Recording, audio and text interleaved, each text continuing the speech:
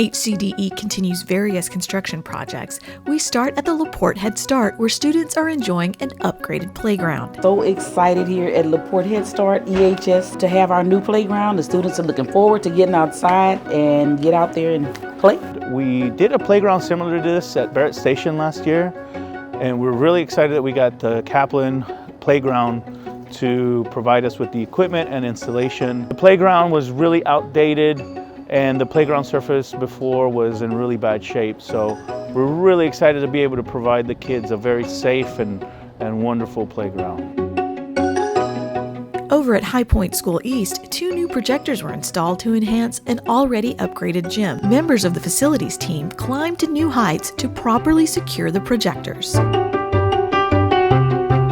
Over at 6300 Irvington, renovations continue on the almost 40-year-old administration building.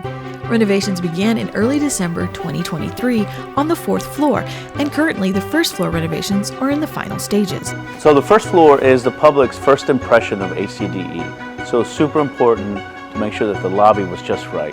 We've got wood plank ceilings, we've got beautiful graphics all around, and we've got a brand new reception desk. And just like the other 3 floors, there will be new carpet throughout and updated paint on the walls.